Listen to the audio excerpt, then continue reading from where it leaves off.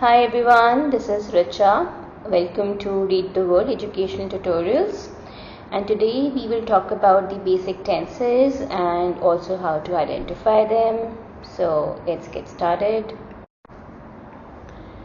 So guys, before we delve deeper into the basic tenses and how to identify them, first we need to understand the meaning of a tense and what does a tense indicate.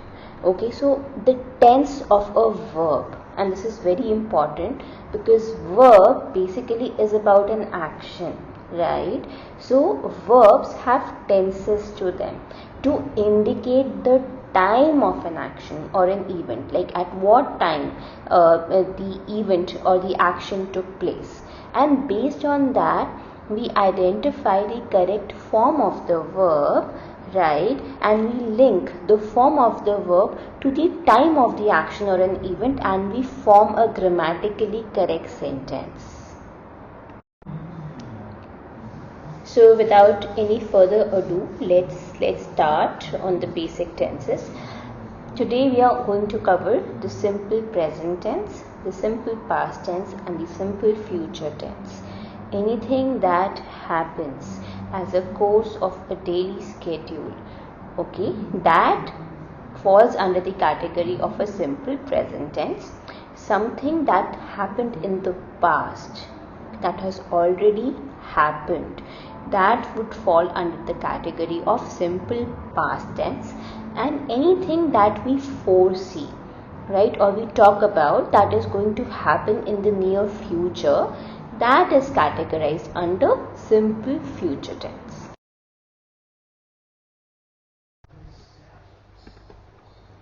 Alright, so here I've shared a couple of examples of verbs and their various forms which will help us construct simple sentences referring to present tense, past tense or future tense depending on the time of the event that we are talking about. Now, the first and foremost is to identify the time of the event that you're talking about, and the second step is to identify the correct form of verb and make it agree with the subject to phrase or construct a grammatically correct sentence. We've taken 4 examples here. Simple words: sit, sing, walk and laugh.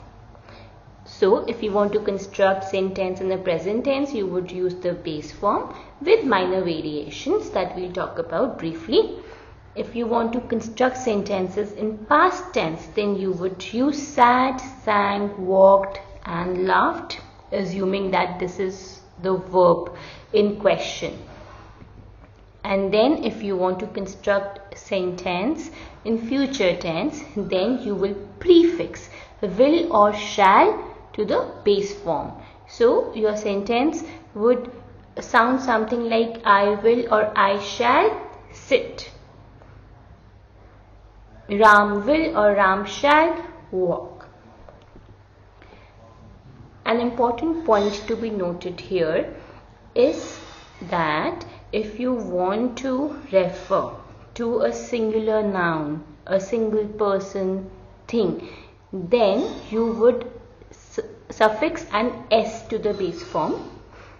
But if you refer to a plural noun like we or they, you would only use the base form as it is to construct a sentence in present tense. I is an exception. When you talk about yourself using the pronoun I, then you do not suffix the letter s to the base form.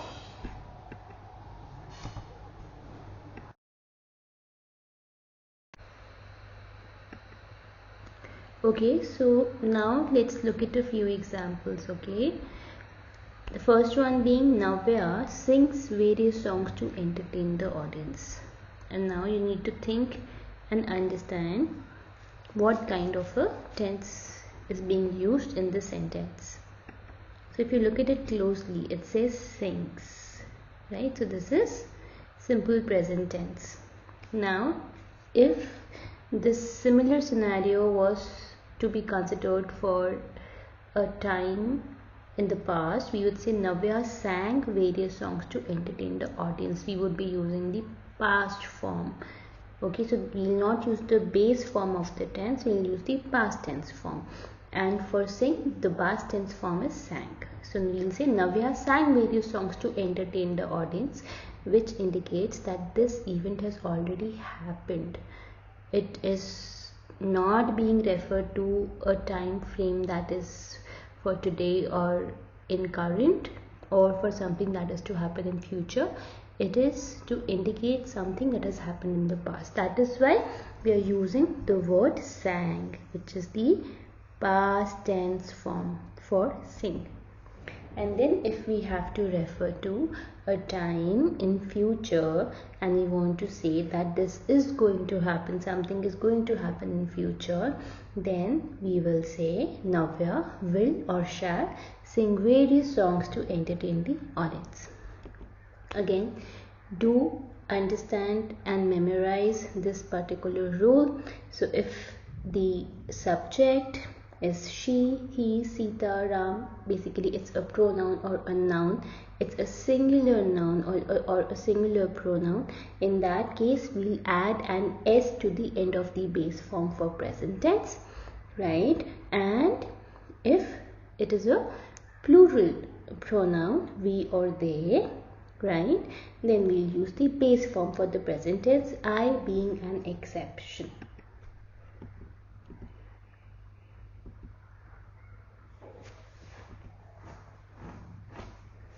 This part we've already covered, right? So Navya sings various songs to entertain her audience is present tense. Navya sang various songs to entertain her audience is past tense, and Navya shall sing various songs to entertain her audience is future tense.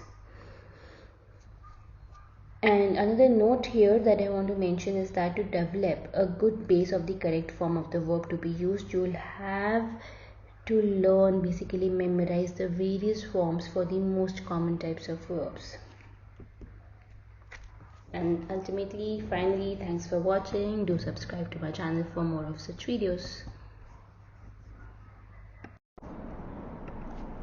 Thank you for watching, guys. Do subscribe to my channel for more of such education tutorials. Have a blessed day. Bye.